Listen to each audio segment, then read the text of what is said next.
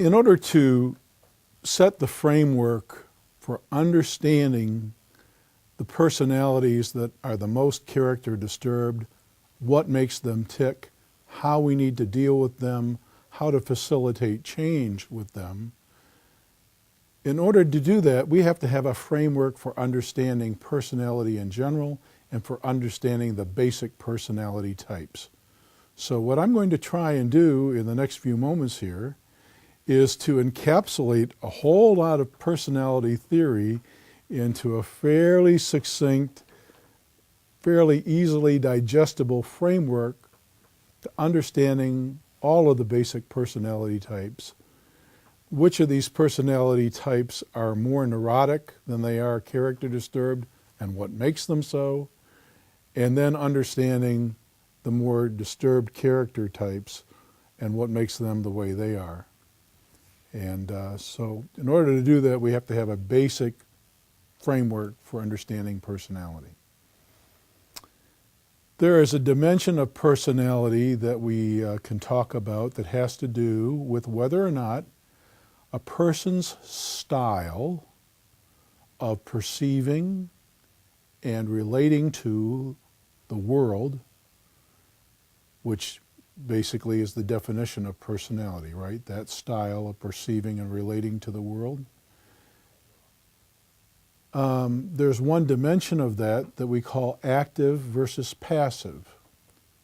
And what that means in the scheme that I use is whether the style that the person has is maintained primarily by what they actively do to maintain that style, or by what they don't do that prevents an alternative style from developing.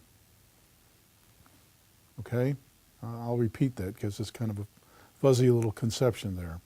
Some styles are far more maintained by what the person does. In other words, by habitually repeating certain ways of looking at things, certain ways of dealing with others, certain ways of handling life's stresses and challenges, that perpetuates and ingrains a certain style. There are other personality styles that primarily arise because of what the person has failed to do, what they don't do often enough. Okay? This is the passive dimension versus the active dimension. There's another dimension of personality function that has to do with whether the person primarily depends upon themselves for satisfaction of their emotional wants and needs, or whether they seek satisfaction of those wants and needs in sources outside of themselves. This is the dependent versus independent dimension. So, for example, there is a personality type that we call passive dependent. This term, by the way, is often misused because many times I hear people use the term passive dependent in a way that suggests that there is only one type of dependency, and that is passive dependency, and that's not true. As we'll see in a moment, I'll talk about the actively dependent person, an entirely different personality type.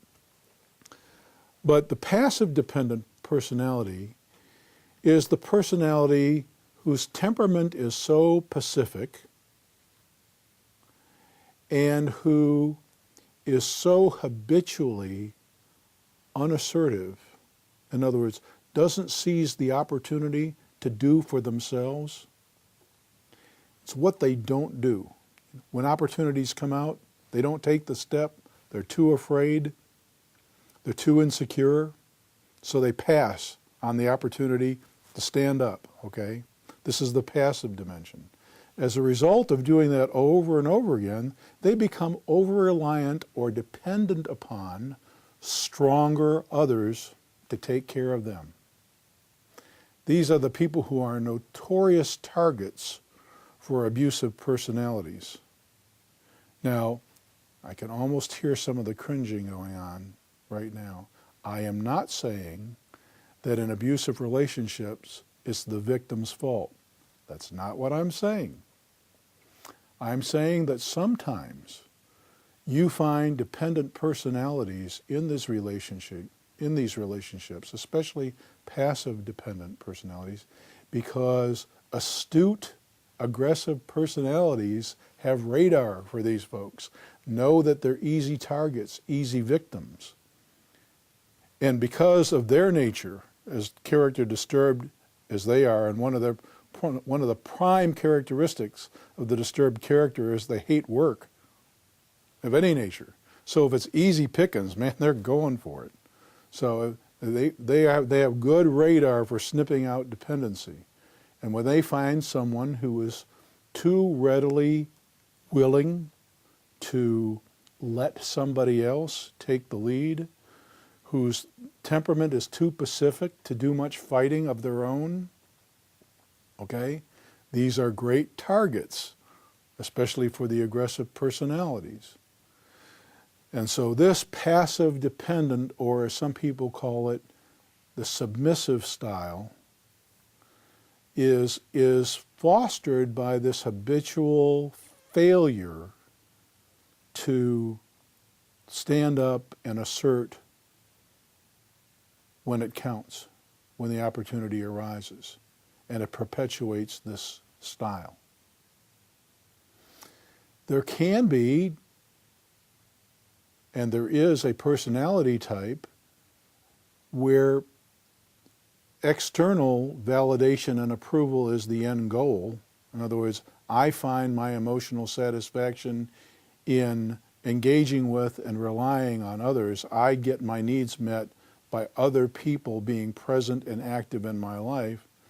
But it's not that my dependency on them results from my inability to do anything for myself. I actively pursue involvements with others who I think will meet my needs.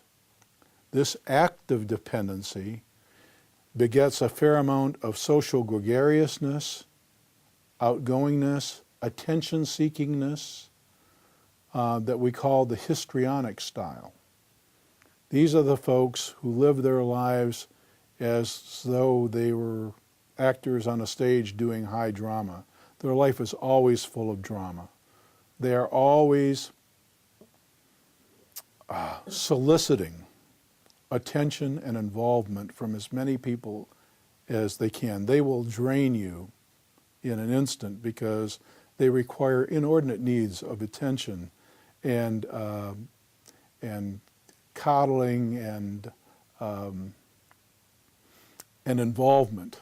And they'll do whatever it takes actively to solicit that. And they don't feel very fulfilled, and they don't feel